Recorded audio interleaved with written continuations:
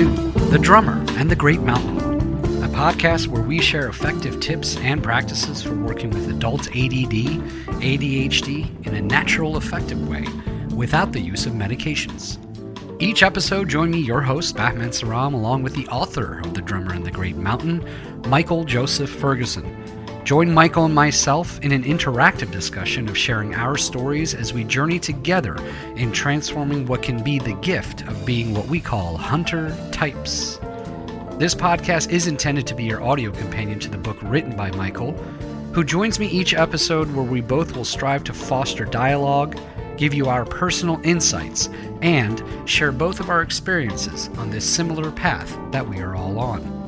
Our intention and hope is that along with the book, this podcast gives you an additional perspective as you listen to us delve deeper into each chapter of the book to give you even more tools to go along with what it is that you are reading. Visit us at drummerandthegreatmountain.com to purchase the book and look for more tools, tips, and updates, as well as giving us feedback on this podcast. Join our growing global community of creative types, entrepreneurs, and out-of-the-box thinkers on our shared journey. Welcome to The Drummer and the Great Mountain podcast.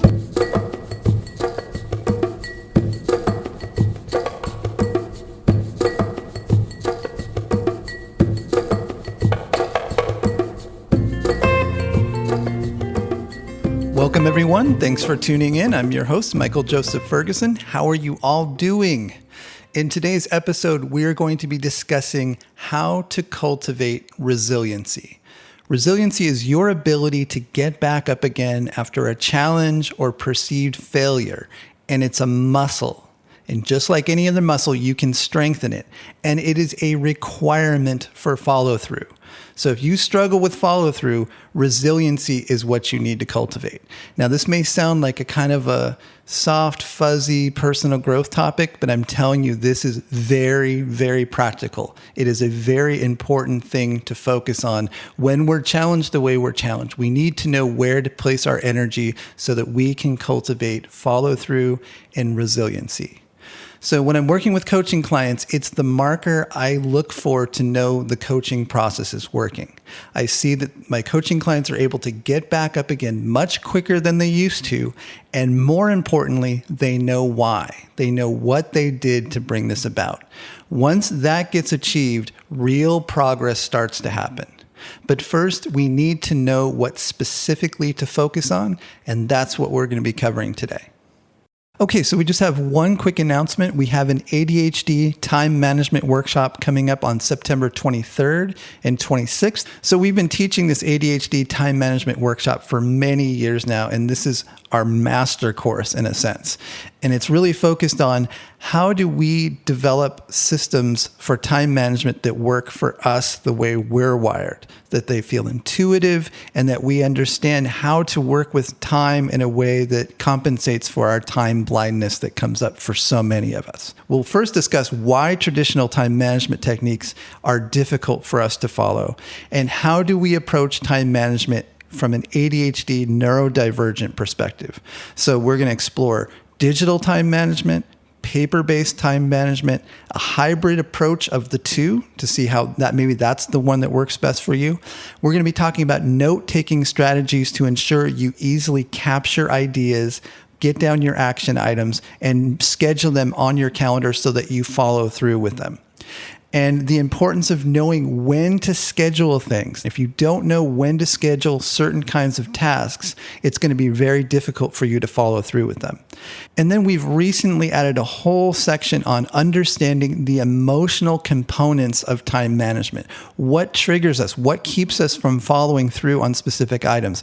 Often there's an emotional component that gets in the way of us following through and utilizing our systems to their maximum. This is a 2-day workshop. It will be recorded. So if you cannot attend in person, you will get the recordings.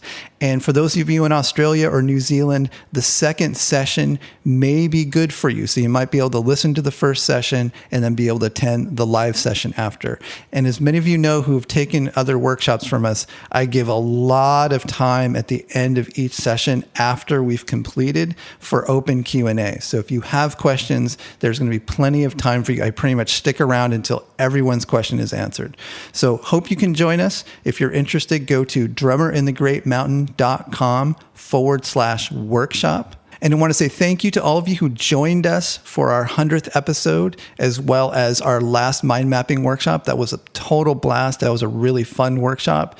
I really loved hearing all of the progress from all of you, hearing that you guys are integrating that into your lives and it's making a difference. So very much looking forward to connecting with all of you soon. We got a lot of cool things coming up. We got some videos coming up. We got some new products coming out. So stay tuned and looking forward to connecting with all of you.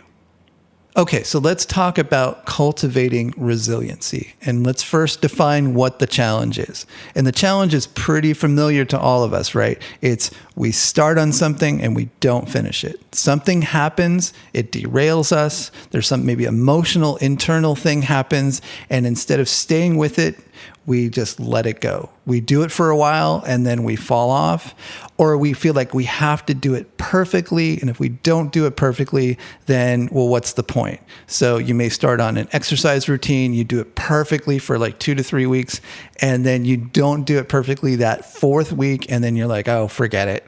And then you stop and you move on to something else. The resiliency of getting back up again, that's the muscle. It's getting yourself to see, how do I cultivate that muscle to get back up again? And it's not just about your willpower. There's specific things that you can focus on that will make a big difference. So the solution to this is cultivating resiliency, the ability to effectively process what happened, then get back up and keep moving. It starts by knowing this is where you need to place your focus. Okay, so I want to give you a visual metaphor to think about as we're talking about resiliency. So I live by the coast in Southern California, and we have lots of palm trees. Now, palm trees are a fairly obvious metaphor for resiliency. When the winds blow, they'll blow down almost completely to the ground, and then they can spring back up again, and they're fine, and they survive hurricanes well. So that's an obvious metaphor.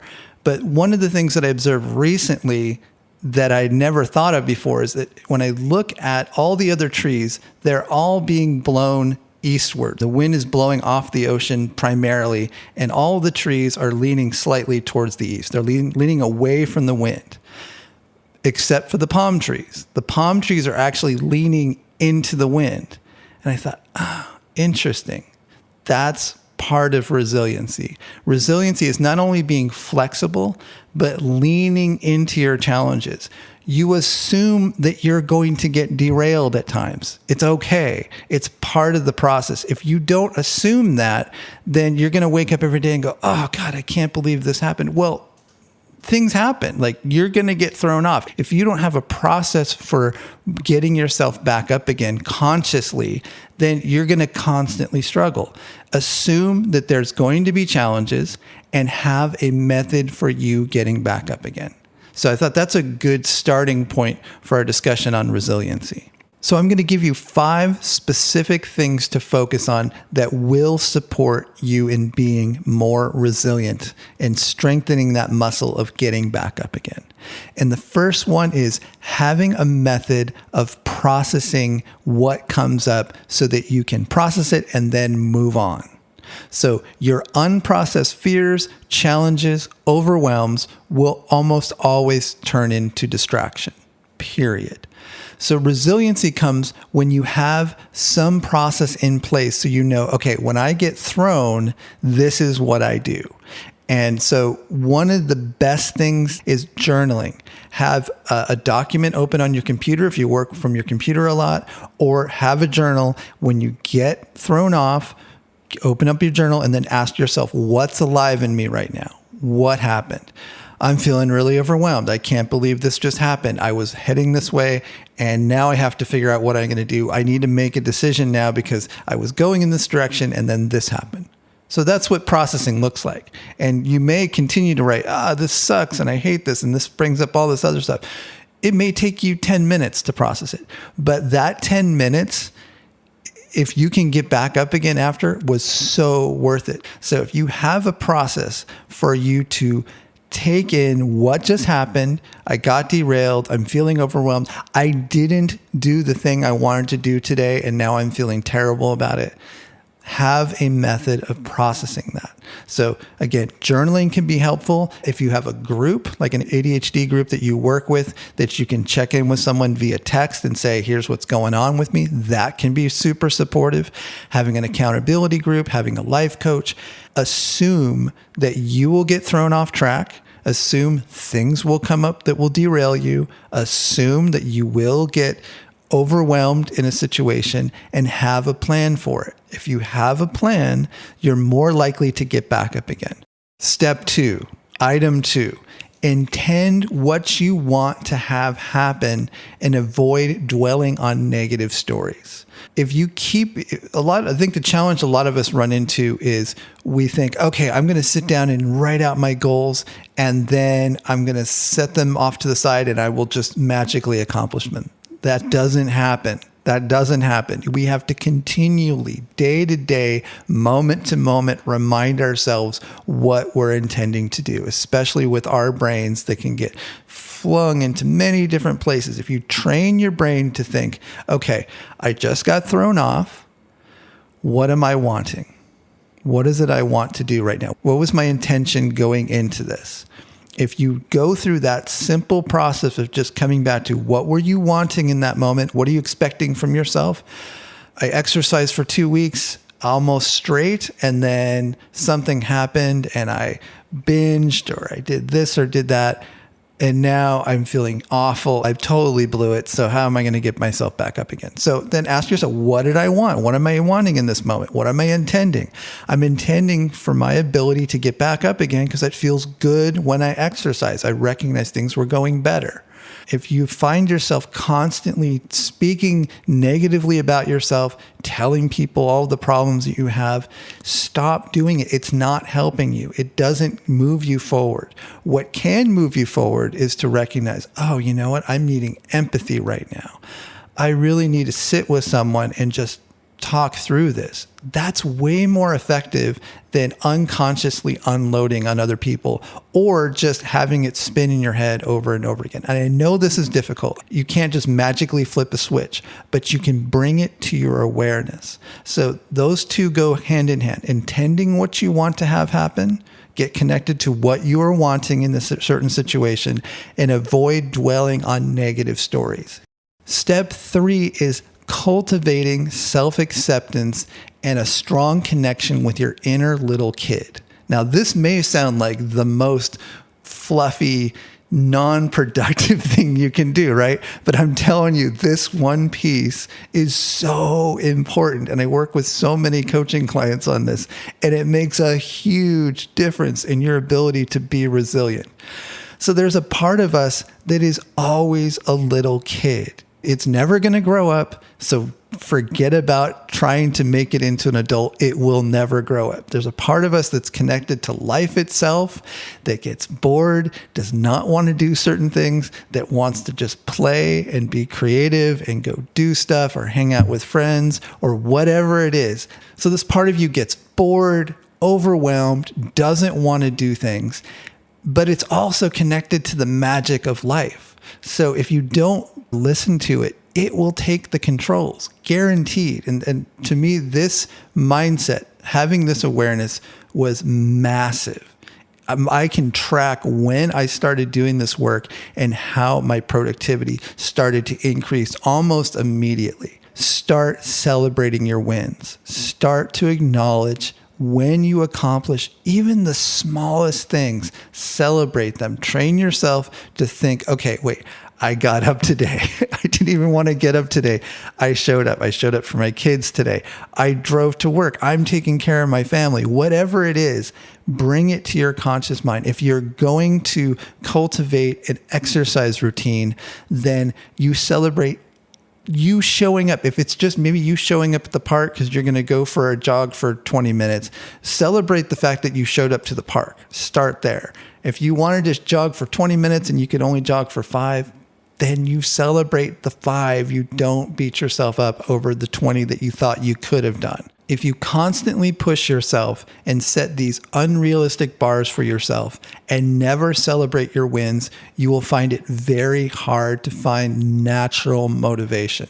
If you think back to when you were a little kid, you didn't think, okay, I've got to motivate myself to get outside and go play. I got to motivate myself to go do this or that. You didn't think that way. You were just alive and you were connected and everything was new and fresh. And that part of you is always with you. And if you give that part of you some celebration for showing up, you celebrate, okay, I did this, then you're going to find your motivation becomes easier to you. It's easier for you to get yourself back up again. I recognize for many of you think, well, this doesn't feel practical at all. But it absolutely makes a huge difference. Step 4, item 4 is developing a regular exercise routine. Okay, so I know you guys are sick of me saying this every single episode, but I can't stress it enough. Having a regular exercise routine supports resiliency more than anything else. And I consider myself, I grew up as a musician, as an artist.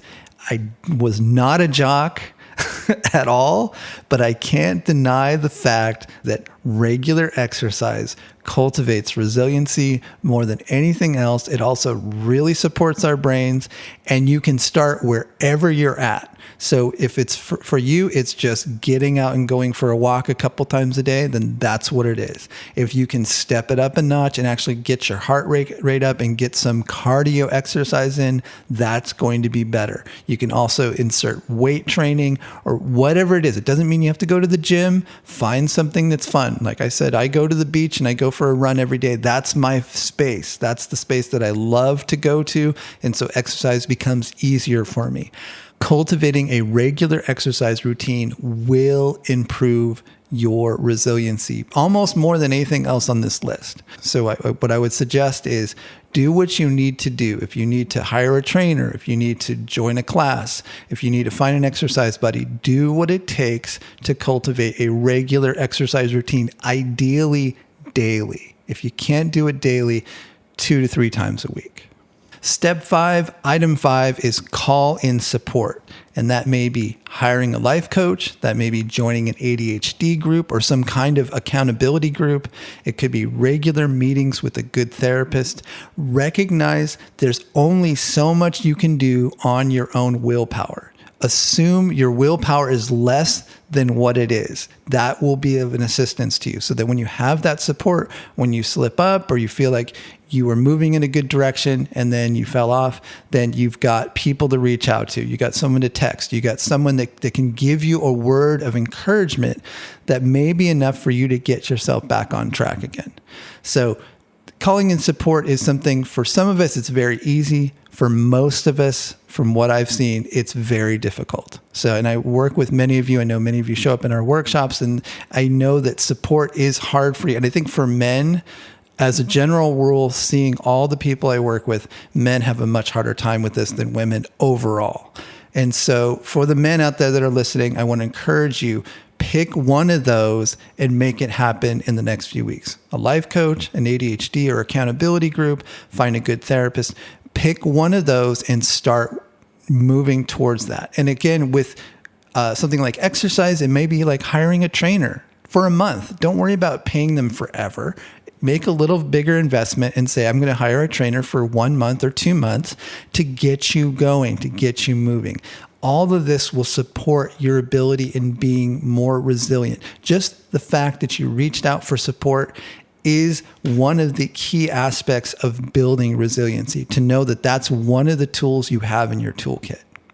Okay, so I want to go through those steps one more time. There's 5 steps in cultivating resiliency. Step 1 is have a method in place for processing challenges as they arise. And I want to highly encourage journaling being at the top of that list.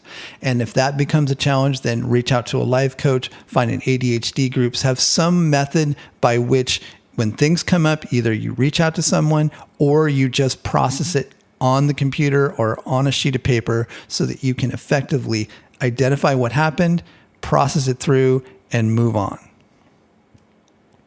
Step 2 is intend what you want and avoid telling stories about your limitations or blaming your ADHD, which is, I didn't really mention that, but that's a key piece of it.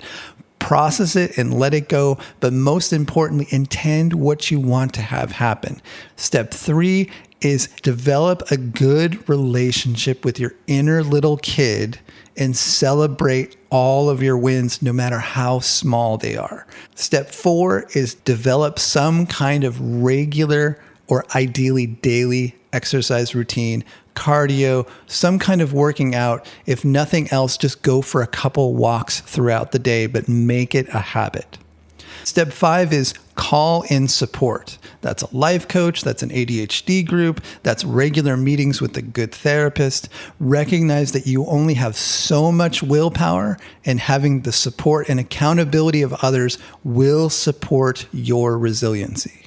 Okay, so I want to recommend a couple other episodes for you to check out in relation to resiliency that I think go well with this topic.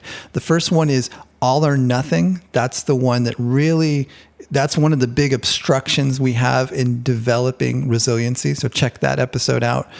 The journaling episode, as well as the intending episode. And I will link all those in the description.